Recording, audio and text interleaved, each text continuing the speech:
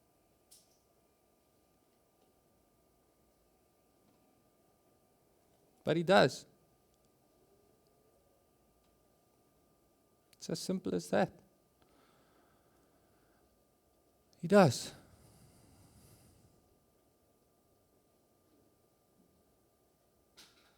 He asks us to confront.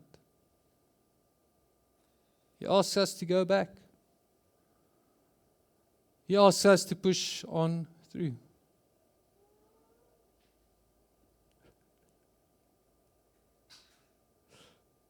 He asks us to keep on speaking when people are yawning.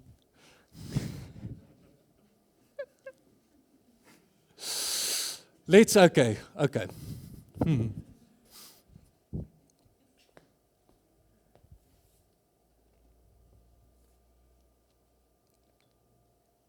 I'm going to finish up with this. Every one of you, every one of us, got the potential, got the capacity, got the skills to change this world in the way in which we sang with our last song. When you walk out of this varsity, you're going to be confronted with the full reality of life.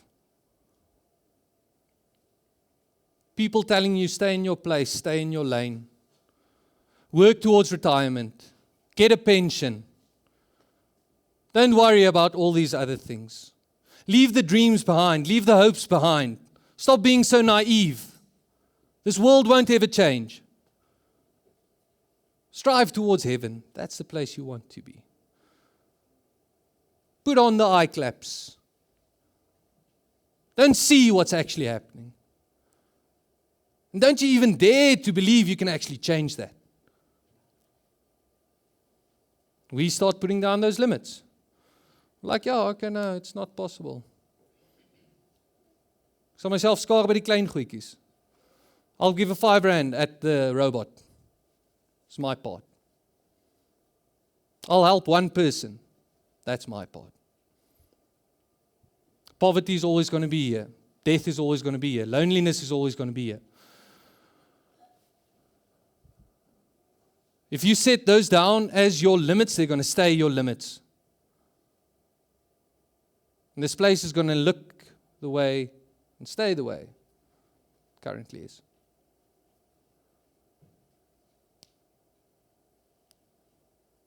God confronts us not only with our own fears, but He confronts us with our unbelief that this world can be better.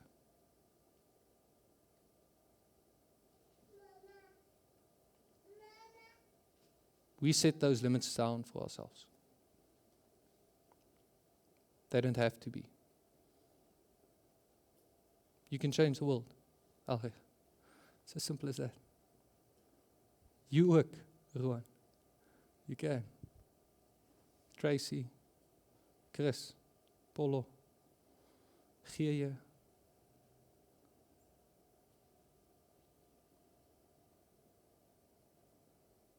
Don't set those limits down, friends. There's more. Amen. Let's pray.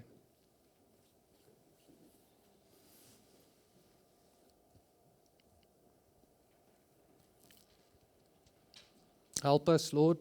Help us in our unbelief. Help us in our hopelessness. Help us when we are unwilling to really try and make things better. Help us when we run away. Help us when we try and forget. Help us when we try and put behind. Help us to also turn around, to also go back,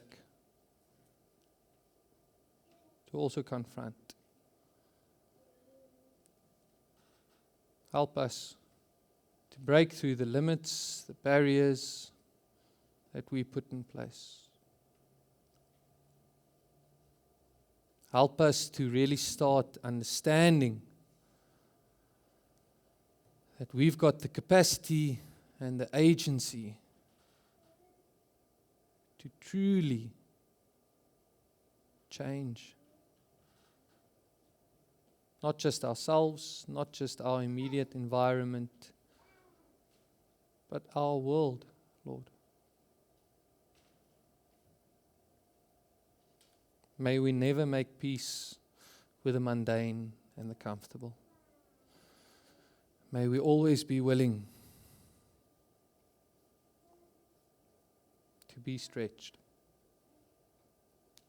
even if we do not understand why you are stretching us. In your name alone, amen. Let's stand, friends, and sing a really wonderful song, The Waymaker. And I think, God has put down the path for each and every one of you. Our decision is whether we are going to walk the road, follow the way that the Maker has set.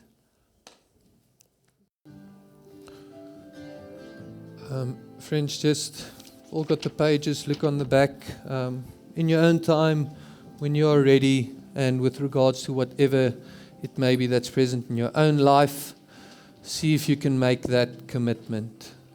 And write it down. Write your name, sign, and the date. Plak het op, iewers. And do it and know that you will be able to push through. Our mind's a powerful thing, but we set our own limits. Those limits aren't always true. May the limitless God